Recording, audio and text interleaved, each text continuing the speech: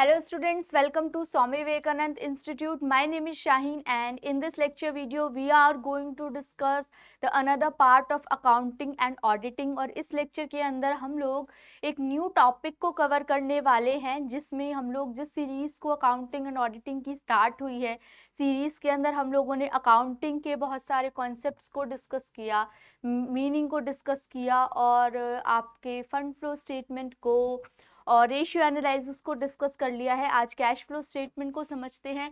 Cash flow statement वो होती है जहां पे हम इनकमिंग और आउटगोइंग ऑफ कैश डिस्कस करते हैं, पैसा कहां से आ रहा है और कहां जा रहा है। जब इनकमिंग और आउटगोइंग ऑफ फंड्स की डिस्कशन होती थी तो वो डिस्कस होता था आपका किस में, फंड फ्लो स्टेटमेंट में। This statement assesses the ability of the enterprise to generate cash। ये एक ऐसी स्टेटमेंट होती है जो कि एक पर्सन को या एक कंपनी को एक एबिलिटी देती है कि वो कैश को कहाँ से लेकर आ रहा है और वो उस कैश को कहाँ यूटिलाइज कर रहा है। This statement is one of the tools. ये स्टेटमेंट एक टूल है for assessing the liquidity and solvency of the enterprise। Liquidity means जो कि हाथ में पैसा है और सॉल्वेंसी मीन्स कहीं ना कहीं you are that much capable to pay your debt, either it will be short term either और it will be long term, दोनों को ही आप केपेबल होने चाहिए पे करने के लिए। नाउ जैसे कि हम लोग मेंशन कर चुके हैं, जो कैश फ्लो स्टेटमेंट है वो एक डेटा को फर्निश करती है about the shift in position of cash equivalents and cash. तो मतलब ना केवल कैश के बारे में बात कर रहे हैं ये, और ये कह रहे हैं कैश के बराबर जितनी भी वैल्यूज है उनको भी डिस्कस करना पड़ता है यहाँ पे। ओवर एन अकाउंटिंग पीरियड, ये एक फिक्स्ड पीरियड का टाइम करता है। द परज्यूट, अच्छा ये एक शॉर्ट टर्म सिनेरियो के लिए होता है और जो फंड फ्लो होता है वो एक लॉन्ग टर्म सिनेरियो के लिए होता है। The pursuit according to this change are incorporated into investing. यहाँ पे हमने 3 कैटेगरी बना दी है कैश को कैटेगराइज करने की, that is operating, investing and financing. 3 आपकी कैरेक्टरिस्टिक्स है जिनके बारे में हम डिस्कशन करते हैं, ठीक है, कैश फ्लो स्टेटमेंट में। नाउ इसके आगे अगर मैं डिस्कस करूं तो that is advantages of cash flow. क्या होता है एक cash flow statement when employed with other financial reports, ये अलाउ करती है यूजर्स को कि वो अपने वेरिएशंस देख सके net asset of a firm में एंड इट्स इकोनॉमिक सिस्टम में।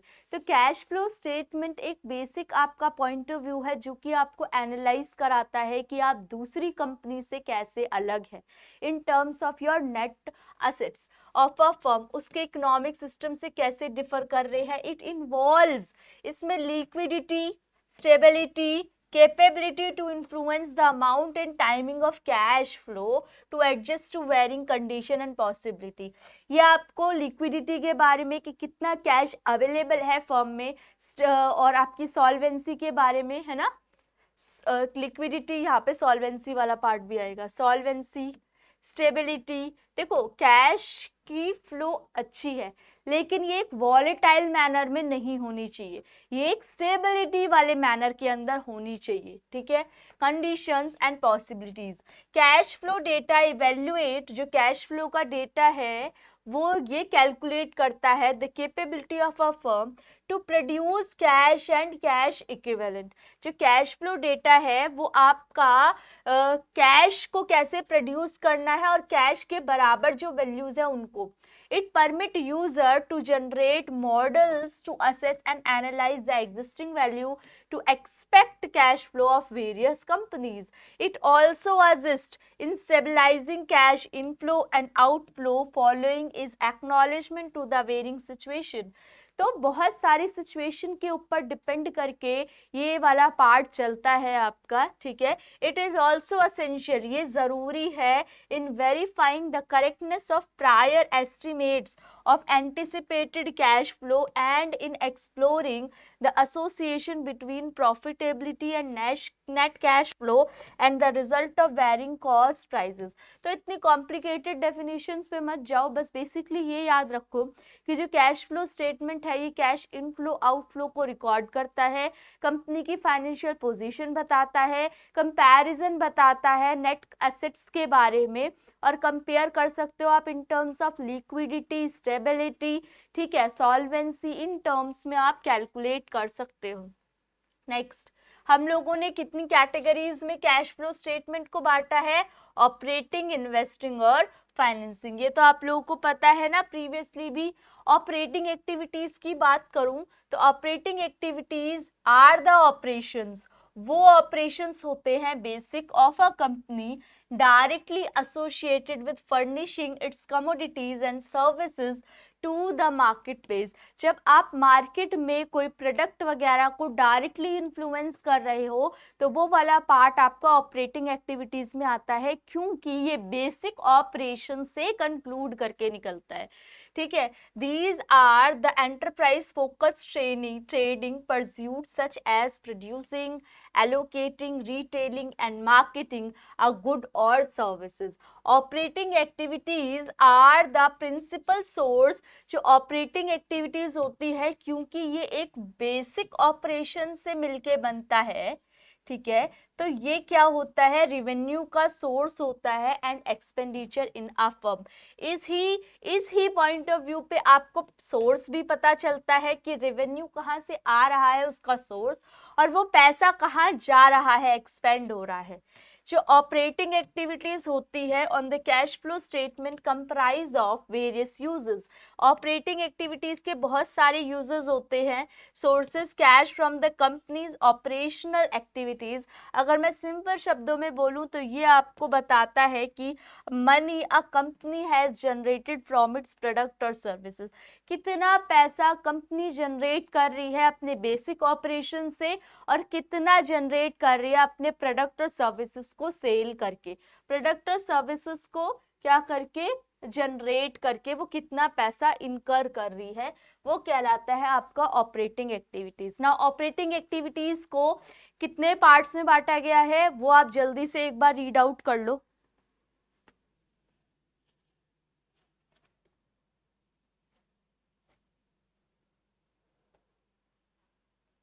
इसमें कौन कौन से पार्ट हैं? जैसे कि voucher from sale of goods, जब आप वाउचर रिसीव करते हो आप गुड्स को सेल करके, इंटरेस्ट रिटर्न, इनकम टैक्स पे करके, ये सब आपके ऑपरेटिंग एक्टिविटीज के पार्ट हैं। ये अपनी नोटबुक में मेंशन कर लो क्योंकि ये बेसिक ऑपरेशन से आ रहे हैं। Payment to salaries and wages, rent payment, additional operating expenses, ये सारे ऑपरेटिंग के पार्ट होते हैं। फॉरेन इन्वेस्टमेंट, एक इन्वेस्टमेंट के लिए, and a trading company voucher from the sale of debt. देखो, अगर आप सेल कर रहे हो तो उसका वाउचर, या डेट का, या लोन का, या इक्विटी का, ये सब कुछ जरूरी है क्योंकि ये आपका एक तरीके से प्रूफ माना जाएगा और ये बेसिक ऑपरेशन का पार्ट है। In the direct method of preparing cash flow statement, अगर मैं डायरेक्टली कैश फ्लो स्टेटमेंट बनाती हूँ, the deferred tax, amortization, depreciation, dividend, revenue received from investment, gain और losses of a non-current assets, वो भी club किए जाते हैं। However, buying and selling और long term asset is not included। देखो यहाँ पे क्या क्या लगे रहा है कि इन्वेस्टमेंट के लिए या ट्रेडिंग कंपनी के लिए अगर आप डेफर्ड टैक्स वाले पार्ट की बात करते हो, या एमोर्टाइजेशन की, डेप्रिसिएशन की, डिविडेंड की, या रेवेन्यू मिल रहा है, प्रॉफिट हो रहा है, लॉस हो रहा है, ये आप क्या करते हो, बाद में ऐड और लेस करते हो ना। जब आप वो वाला पार्ट करते हो, करंट असेट्स, करंट लायबिलिटी को जोड़ने वाला, घटाने वाला, वर्किंग कैपिटल कैलकुलेट करते हो, उसके बाद आप, लेकिन ये वाला जो लॉन्ग टर्म असेट्स की खरीदना बेचने की बात आपके ऑपरेटिंग के अंदर नहीं आती। नाउ कैश फ्लो को कैलकुलेट कैसे किया जाता है? कैश फ्लो कैलकुलेट होता है by changing a few things in the net income of a company. Income में जहाँ चेंजेस आते हैं वहाँ कैश फ्लो रिकॉर्ड किया जाता है, जैसे कि ऐड करा या डिडक्ट करा डिफरेंस इन एक्सपेंसेस, एक्सपेंस बढ़ घट गए, इनकम आपकी बढ़ घट गई, या कोई क्रेडिट ट्रांजेक्शन्स हो गई, या कोई खर्चे हो गए from one period to the next. तो ये सारी चीज़ें होती है, खर्चे होना या आपकी इनकम आना, ये सारे पार्ट किस में कंसिडर करे जाते हैं, चेंजेस में, इनकम में। तो इसीलिए इसको कैश फ्लो में रिकॉर्ड किया जाता है। इट इज़ असेंशियल, ये ज़रूरी है कि आप एडजस्टमेंट करो नॉन कैश थिंग्स की भी with the net income, income and total assets and liability. इसीलिए therefore the determination of cash flow demands special consideration. इसीलिए जब आप कैश फ्लो स्टेटमेंट के बारे में बात करते हो तो वहाँ पे आपको कुछ चीज़ों की मेंशन करनी पड़ती है, कुछ चीज़ें। अब वो चीज़ें क्या क्या है? A direct method of how important section of gross cash payment, gross cash receipt are revealed. Similarly an indirect method where by net profit. क्या कह रहे हैं कि एक इनडायरेक्ट मेथड भी, डायरेक्ट मेथड आप लोगों ने देख लिया जहाँ पे आप लोग क्या ऐड और लेस कर रहे थे, इनडायरेक्ट मेथड को भी यहाँ पे लेके आया जाता है वेयर बाय नेट प्रॉफिट और loss is duly adjusted for the effects of, किसके इफेक्ट से, जैसे कि आप नॉन कैश काइंड की बात करते हो, कोई एक्रूअल और डेफरल पास फ्यूचर वर्किंग कैश रिसिप्ट की बात करते हो, आइटम्स ऑफ इनकम और एक्सपेंसेस एसोसिएटेड विद इन्वेस्टिंग और फाइनेंसिंग। मतलब वो सारे खर्चे जो कि किससे रिलेटेड है, इन्वेस्टिंग एक्टिविटी से रिलेटेड है, फाइनेंसिंग से रिलेटेड है। इट इज नेसेसरी, ये जरूरी है कि आप स्पेसिफाई करो here that below the indirect method the outset point is net profit and loss before taxation। तो ये वाला पॉइंट जरूरी है कि ये जो पॉइंट होता है नेट प्रॉफिट लॉस, वो टैक्स के बाद, टैक्स से पहले वाला पार्ट में हो, क्योंकि जब आप कैश फ्लो स्टेटमेंट बनाते हो तो उस सिनेरियो में यहाँ पे जब आप रिकॉर्ड करते हो तो यहाँ पे टैक्स वाला पार्ट नीचे लेस होता है ना। तो इसके लिए ये वाला जो पार्ट होता है ये बिफोर टैक्स होना चाहिए, ठीक है, कैश फ्लो का। Now extraordinary things as per statement of profit and loss of the company, then this amount is for non cash items etcetera adjusted for determining cash flow from functioning pursuit. ठीक है, तो basic सी चीजें आप लोगों को पता होनी चाहिए ऑपरेटिंग के बारे में। बेसिकली बहुत बड़ा क्वेश्चन नहीं आता, लेकिन ऑपरेटिंग एक्टिविटीज में क्या क्या कंसिडर किया जाता है वो आप लोगों से पूछ सकते हैं। Now investing activities and cash flow statement, all the utilisation of fund, जितनी आपने यूटिलाइजेशन की है फर्म की। इन्वेस्टमेंट में, इन्वेस्टमेंट का मतलब है आप कहीं से पैसा कहीं पैसा अपना इन्वेस्ट कर रहे हो, है ना, कहीं पे पैसा लगा रहे हो, वहां से रिटर्न वगैरह आ रहा है, रिटर्न आ रहा है, इंटरेस्ट वगैरह है, तो वो ऑपरेटिंग का पार्ट होगा। लेकिन वहां आप क्या कर रहे हो, अपना पैसा लगा रहे हो, यूसेज हो रही है, फंड्स फ्लो हो रहा है, कैश फ्लो हो रहा है, तो वो आपका इन्वेस्टिंग वाला पार्ट होगा। जितनी भी यूटिलाइजेशन कर रहे हो फर्म के इन्वेस्टमेंट को, वो इन्वेस्टिंग एक्टिविटीज में आएगा। जैसे कि क्या कर रहे हो, आप सेल कर रहे हो और पोजीशन ऑफ एन एसेट, मतलब अगर आप सेल कर रहे हो एक एसेट की तो क्या कर रहे हो, वो किसका पार्ट होता है, इन्वेस्टिंग का। क्रेडिट ऑफर टू मर्चेंट्स और कलेक्टेड फ्रॉम कस्टमर, कस्टमर से कलेक्ट किया payment associated with N acquisition और एमलगमेशन आर इंक्लूडेड। ये सब इन्वेस्टिंग एक्टिविटीज में और कैश फ्लो के अंदर आएगी। नाउ फाइनेंसिंग एक्टिविटीज में कौन से पार्ट्स होते हैं, इसमें सारे के सारे कैश सोर्सेज होते हैं, स्टार्टिंग फ्रॉम बैंक और इन्वेस्टर से टू कैश यूज्ड टू पे share holder, similarly a settlement for stock repurchase. देखो इसमें क्या क्या पार्ट कंसीडर होगा, कैश सोर्स जो कि बैंक से रिसीव कर रहे हो, ठीक है, इन्वेस्टर से टू कैश जो कि यूज कर रहे हैं share holders. Similarly a settlement for stock repurchased, payment हो रही है इंटरेस्ट की, and the compensation of debt are recorded in this category. तो आपको बेसिकली क्या याद रखना है कि इन्वेस्टिंग एक्टिविटीज में क्या क्या आएगा, फाइनेंसिंग एक्टिविटीज में क्या क्या आएगा, और ऑपरेटिंग एक्टिविटीज का कौन कौन सा पार्ट बनेगा। इस टाइप के क्वेश्चंस आपके एग्जाम में फ्रेम हो सकते हैं। In cash financing when funds are raise it is known as cash in. जब फंड्स को रेज किया जाता है तो वो कैश इन कहलाता है, और जब फंड को क्या किया जाता है, डिविडेंड वगैरह दिए जाते हैं, तो वो कैश आउट कहलाएगा। तो कैश आउट तो बेसिकली ना वो पैसा जो बाहर गया, तो डिविडेंड की फॉर्म में पैसा बाहर गया, और अगर पैसा आया तो जब पैसा रेज करेंगे, इश्यू करेंगे शेयर्स वगैरह, है ना, इश्यू करो और रीपेमेंट करो, रिडम्पशन करो, तो वो कैश आउट का पार्ट बनेगा। नेक्स्ट, क्या ऑब्जेक्टिव्स हैं कैश फ्लो स्टेटमेंट के? जो मेन ऑब्जेक्टिव है वो है to provide information cash inflow और आउटफ्लो की।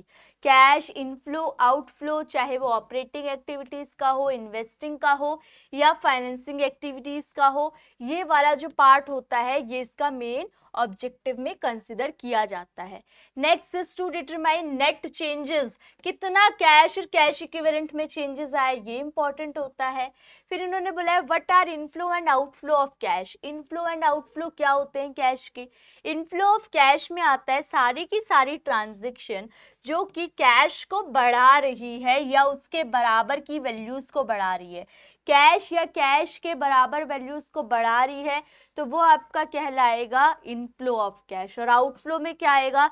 जितनी ट्रांजैक्शन है that lead to decrease in cash and cash equivalent.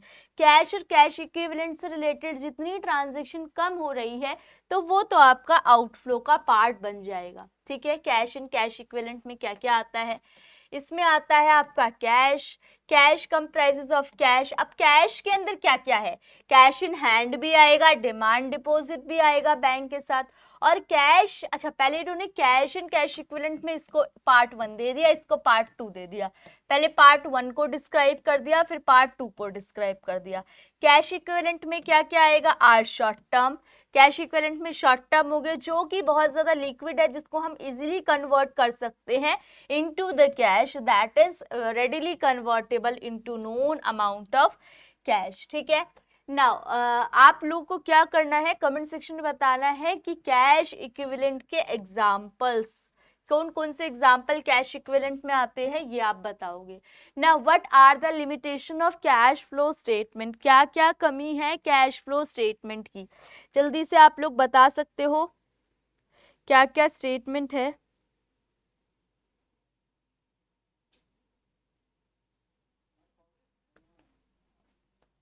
Limitation of cash flow statement, it ignores non-cash transactions, ignores non-cash transactions। ये non-cash transactions को ignore करती है, सिर्फ और सिर्फ क्या ध्यान में रखा जाता है? कैश की ट्रांजेक्शन्स को ध्यान में रखा जाता है, और वो भी cash related to monetary terms. Okay, basically ना इग्नोर्स द एक्रूअल कॉन्सेप्ट, ये एक्रूअल कॉन्सेप्ट को नहीं ध्यान में रखती। कौन सा कॉन्सेप्ट ध्यान रखती है? कॉस्ट, कॉस्ट कॉन्सेप्ट, कैश वाला पार्ट, जिसमें हम एक्रूअल बेसिस के बारे में बात करते हैं। ये हिस्टोरिकल इन नेचर है, हिस्टोरिकल इन नेचर है मतलब एक बार जो अमाउंट रिकॉर्ड होगी हमेशा वही कंटिन्यूड फॉर्मेट में चलती रहेगी। Not a substitute for an income statement, income statement का ये सब्सटीट्यूट नहीं है, क्योंकि ये इनफ्लो एंड आउटफ्लो के बारे में ही बात करेगा, इनफ्लो एंड आउटफ्लो के बारे में बात करेगा। आपका प्रॉफिट एंड लॉस की जो एक्चुअल पोजीशन है उसके बारे में बात नहीं करेगा, बैलेंस शीट की भी एक्चुअल पोजीशन के बारे में बात नहीं करता, लेकिन कहीं ना कहीं इसके पैरामीटर जरूर रिकॉर्ड होते हैं। फंड फ्लो में तो पैरामीटर्स भी रिकॉर्ड नहीं होते। Not suitable for judging liquidity of the enterprise, ये लिक्विडिटी वाला पार्ट कवर नहीं कर सकते इसके लिए, क्योंकि जो लास्ट में कैश एंड कैश इक्विवेलेंट होते हैं वो हमें पता चल जाते हैं कि इतने हैं, तो ये नहीं पता चलता कि एक्चुअल में हमारे हाथ में लिक्विड टर्म्स में कितना पैसा है, या are we that much capable की सॉल्वेंसी को हम केपेबिलिटी कर सके, एबल है उसको पे करने के लिए। अब देखो इन्होंने साफ बता ही दिया कि कैश एंड कैश इक्विवेलेंट में एक्ट 2013 में क्या क्या आएंगी रिकॉर्डिंग्स। चलो सबसे पहले आएगा बैंक के साथ balance, cheque on hand, cash on hand, short term marketable securities, balance with bank, as margin money, bank deposit with more than 12 month for maturity. तो ये सारे के सारे पार्ट जो कि हम बैलेंस, बैंक में जितना बैलेंस मेंटेन हो रखा है वो भी कैश एंड कैश इक्विवेलेंट में आएगा। ये किसका पार्ट है? 2013 पार्ट 1 शेड्यूल 3। ये इंपॉर्टेंट है। ये सारे के सारे आपको कोई भी 4 ऑप्शन दे दिए जाएंगे और उसमें से पूछा जाएगा कि कौन सा पार्ट है या कौन सा पार्ट नहीं है। Cheque on hand, cash on hand, short term marketable securities, ये सब इसके अंदर वाला पार्ट बनेंगे। नेक्स्ट इज, आपको 2 क्वेश्चन दे रखे हैं, जल्दी से इनका आंसर कमेंट सेक्शन में मेंशन करो, जल्दी से।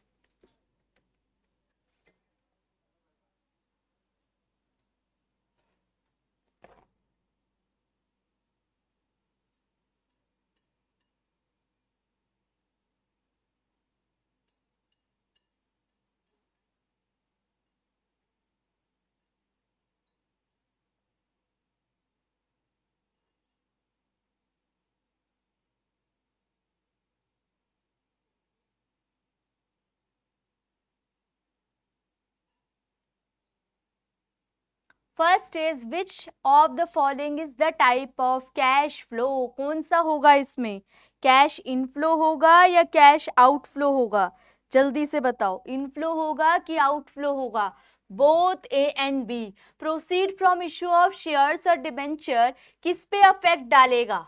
ठीक है, अगर हम इशू कर रहे हैं शेयर्स को या डिबेंचर्स को तो ये किस पे अफेक्ट डालेंगे? तो ये देखो कहीं ना कहीं इन्वेस्टिंग पे, इस पे देखो शेयर्स इशू और ये आपके फाइनेंसिंग के पार्ट होते हैं, तो ये आपके कैश फ्लो स्टेटमेंट पे अफेक्ट डालेंगे। Now third part is cash and cash equivalent for the purpose of cash statement. इसमें क्या क्या आएगा? कैश एंड कैश इक्विवेलेंट जो कि कैश फ्लो के पर्पस से आता है, तो ये क्या? कैश ऑन हैंड आएगा, cash and cash equivalent, current investment आएगा या चेक्स आएगा। तो यहाँ पे कोई भी हो सकता है आपका, सारे के सारे हो सकते हैं, एनी ऑफ द अबव वाला पार्ट इसके अंदर कंसिडर किया जाएगा। ठीक है, तो इसी टाइप से आप लोगों के क्वेश्चंस को फ्रेम किया जाएगा और आपके एग्जाम में इतने इजी लेवल के क्वेश्चंस नहीं आएंगे, बट कैश फ्लो के पॉइंट ऑफ व्यू से सारे के सारे मैंने पॉइंट्स क्लियर करवा दिए हैं। अब आप लोगों को कोई भी डाउट हो कमेंट सेक्शन में मेंशन कर सकते हो आप लोग। ठीक है, अब आप लोगों से नेक्स्ट लेक्चर वीडियो में मिलेंगे एक न्यू टॉपिक के साथ। Thank you for watching.